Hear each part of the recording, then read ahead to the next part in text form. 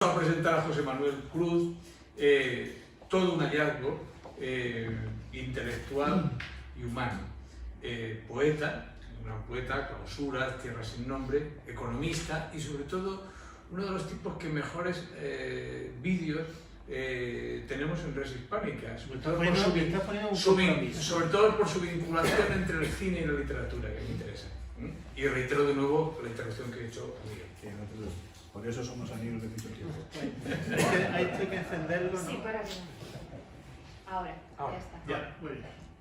Bueno, respecto a lo que dice Miguel de los poetas, pues hay una frase del Esperando a Godot de Beckett, ¿no? Recordemos unos mendigos y uno le pregunta a otro en un momento de la obra, ¿al final fuiste poeta? Y le responde, ¿es que acaso no me ven? O sea, esto con eso ya yo creo que es un poco ilustrativo de lo que estamos hablando.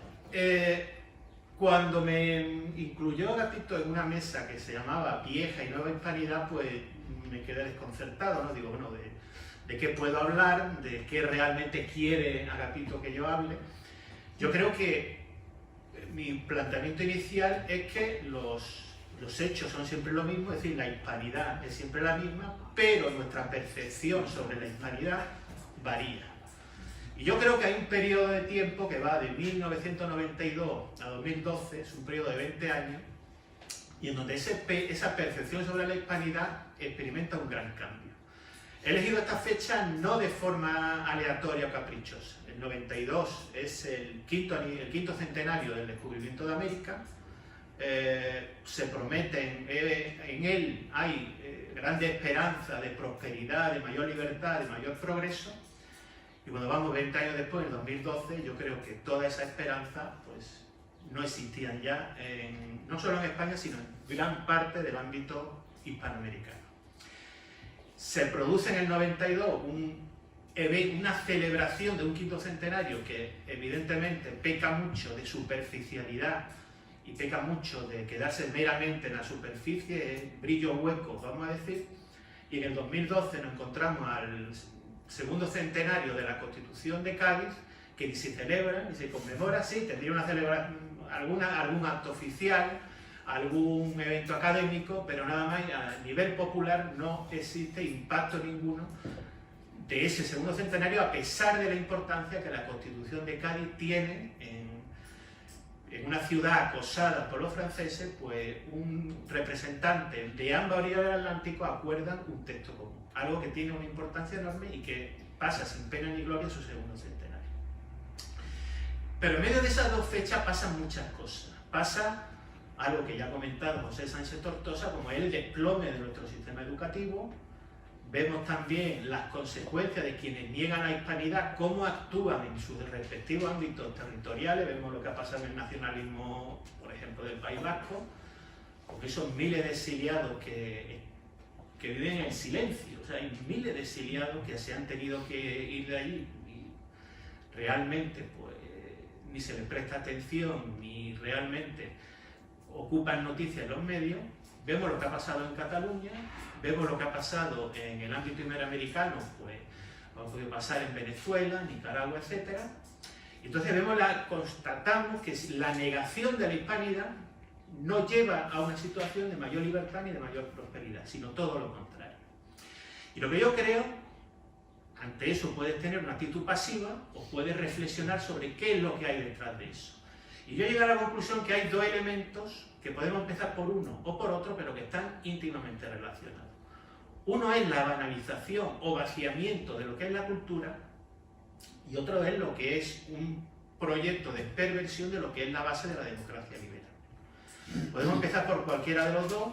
Voy a empezar por uno, porque es que creo que me resulta más fácil, que es el de la banalización de la cultura, porque lo que se ha producido es en nuestras sociedades un vaciamiento cultural absolutamente brutal. Llegamos al extremo, yo voy a citar anécdotas que no son anécdotas, son categorías, ¿no? Hay muchos directores, guionistas, actores que se sorprenden sistemáticamente que van a una escuela de cine y los alumnos no saben quién es Buñuel o quién es Berlanga. Es decir, algo ya de por sí. Estamos hablando de estudiantes de cine, no estamos hablando de la gente joven, estamos hablando de gente que se va a dedicar al cine y que no conoce a Buñuel o a Berlanga. El otro día aparece en el telediario una noticia en que un artista dice, es que el disco que ha estrenado entra dentro de esa categoría moderna que es pop urbano. Yo me quedo pensando y digo, pop urbano. Pero si el pop ya era urbano antes de que Paul McCartney se le ocurriera empezar a tocar una guitarra, el pop es urbano. Es decir, ¿qué ocurre? Que una cosa como esa cuela porque existe un vaciamiento cultural colosal. Y a partir del momento en que existe un vaciamiento cultural colosal, tú lo puedes llenar con cualquier cosa. Decía Alfredo Arias, hablaba de todo lo que es la música latina. O sea, nosotros empezamos desde la Patagonia hasta Estados Unidos, y voy a citar nombres que se llaman en una especie de brainstorming aquí que puedo hacer. Desde Carlos Gardel, Astor Piazzolla, Enrique Santo Discípulo, Nacha Guevara. Pienso en Víctor Jara, Violeta Parra, Mercedes Sosa, Chabuca Granda, Alfredo Citarrosa, Carlos Mejía Godoy. Nos vamos a Cuba, ya Cuba es decir, nos encontramos con País Segunda, Guía de Ochoa, Tony Machín, Bola de Nieve, Celia Cruz, vamos a decir también la nueva trova cubana, y Silvio Rodríguez y Pablo Milanés, a pesar de lo que sabemos, pero vamos a nombrarlo también. Nos vamos a Estados Unidos, por ejemplo, a Trini López, Richie Valens, o nos vamos, por ejemplo, a Gloria Estefan, por conectar con el presente, casi con el presente. Pues ahora resulta que la música latina es reggaetón.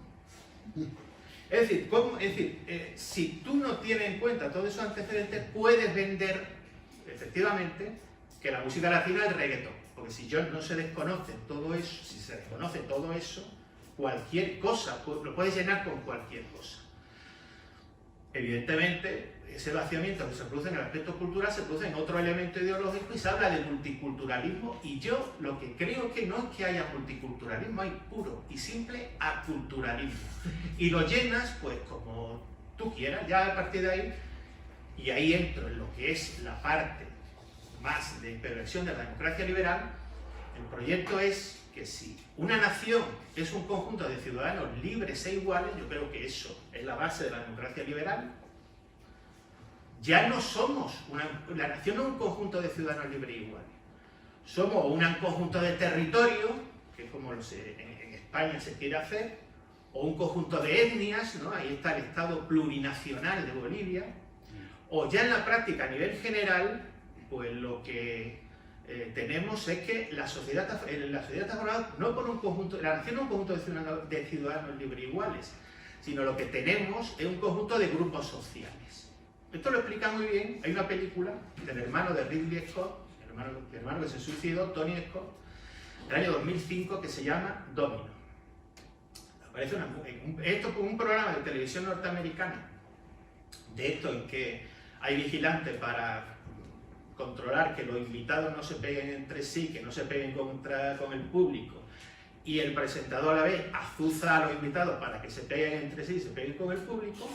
Pues aparece una mujer de raza negra, y aparece con un cuadro muy detallado y explica: yo es que soy latinegra, porque no sé cuál era la combinación, pero para que no entendamos, mi padre era latino, mi madre era negra, entonces yo soy latinegra. Se levanta la mano una mujer del público y dice: bueno, pero es que mi padre era chino. Y dice: claro que tú eres chinegra, mira, aquí está. Una sociedad perfecta, compartimentada, en donde esto es como la canción de No me pises que llevo chancla, ¿no? ¿Y tú de quién eres? Tú ya no eres un ciudadano, tú a ver a qué grupo perteneces, y a partir de ahí, pues, evidentemente, ¿qué ocurre? Pues que somos fácilmente manejables por el poder. Es decir, ya no tenemos un lazo común. Esto remite mucho a un experimento que se hizo en Estados Unidos, por supuesto, que es de donde vienen muchas de estas cosas. Era un campamento juvenil, y entonces repartieron a los que iban a participar en ese campamento juvenil en 2 autobuses. Por reparto puramente aleatorio. Llegaron los autobuses por separado, y a partir de ese momento los dos grupos, comían por separado, hacían actividades por separado, y a ver qué pasaba. Bueno, pues lo que pasó es que empezaron a generar enfrentamientos entre ellos y tuvieron que paralizar el experimento porque casi se iban a matar los jóvenes entre sí. Nuestras sociedades hoy día se están convirtiendo en eso. Es decir, muchas de las medidas que se están adoptando, muchos de los mensajes que se están adoptando, muchas de las polémicas son autobuses en los cuales nosotros nos introducimos y acabamos por motivos artificiales enfrentados unos con otros. Es decir, se niega la base común y a partir de ahí pues ya nos podemos enfrentar porque nos caracterizamos no por tener una cultura común, sino porque nos adscribimos a un grupo concreto. Un grupo definido un poco aleatoriamente, caprichosamente y arbitrariamente. Entonces, yo creo, y ojo, esto no es solamente algo que afecta a la hispanidad. Ahí está, por ejemplo, el proyecto 1619 del New York Times, que niega que Estados Unidos se creara realmente en 1776, que va en el mismo tenor. Es negar que existe una raíz común, que tenemos algo que nos une y que está por encima de una serie de diferencias que son pues, de carácter secundario. Entonces, lo que lleva a eso es que el intentar profundizar en la hispanidad es una resistencia contra ese vaciamiento cultural y contra ese proyecto que al final lo que nos niega es nuestra condición de ciudadanos. Yo vivo en Málaga, en la Plaza de la Merced hay un obelisco, Plaza de la Merced es un sitio emblemático, está la casa natal de Picasso, que no es donde está el museo Casa Natal, está en otro sitio, pero está la casa natal y está la estatua de Picasso, y hay un obelisco dedicado al general Torrijos. Recordemos que se sublevó contra Fernando VII y fue fusilado con todos sus seguidores en la Plaza de San Andrés, y ahí están los restos. Y hay una placa en ese obelisco que dice: a la vista de este ejemplo, ciudadanos, antes morir que consentir tirarnos. Y yo creo que esa búsqueda de la hispanidad, esa búsqueda de lo que nos une, es la actualización a día de hoy de esa placa. El descubrir lo que nos quieren ocultar para resistirnos a un proyecto que yo creo que no trae ni más libertad ni más prosperidad, y descubrir lo que todos tenemos en común y lo que a todos nos une. Muchas gracias.